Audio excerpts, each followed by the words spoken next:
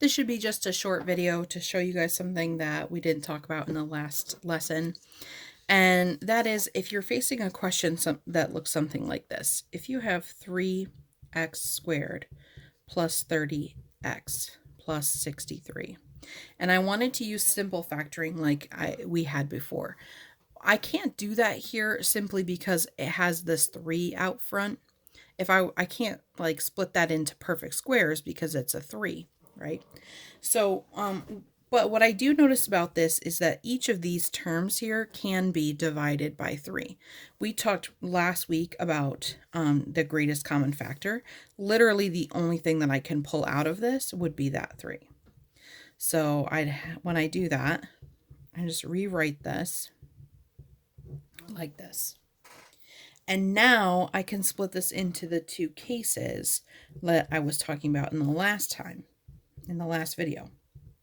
Things that multiply to 21, 1 and 21, 3 and 7. 3 and 7 would get me to 10 if they're both positive, and everything here is positive, so that one works. So I'm going to give you 2 more examples, and I want you guys, I'm going to have you pause so that you can try them on your own, and then I'll walk through how to do those. So the first example is if you have something like 2x squared minus 8x minus 24. Go ahead, pull the GCF out, and then continue factoring. When you pull the GCF out, you would get 2 times 2x squared minus 4x minus 12. Then I'm going to split that into the 2 binomials, x and x. And things that multiply to 12, 1 and 12, 2 and 6, 3 and 4.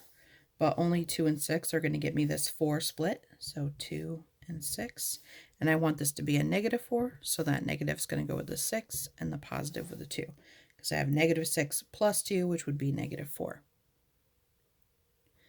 The last one looks like this.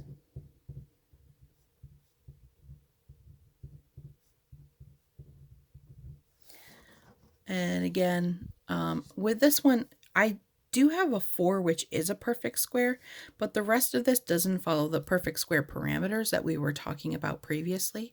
So I'm going to say it looks like these can all be divided equally by the same number. So I'm going to have you go ahead and do that and then check back in.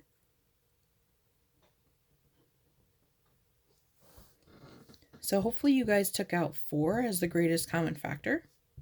So you'd have minus 8x minus 15, or sorry, plus 15. Didn't watch my sign there. And I'm thinking 1 and 15, or 3 and 5. And 3 and 5 are the only ones that are going to get me to 8.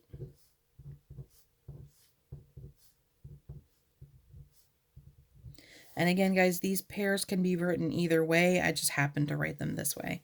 And now I just need to be careful about the signs. This needs to be a negative 8.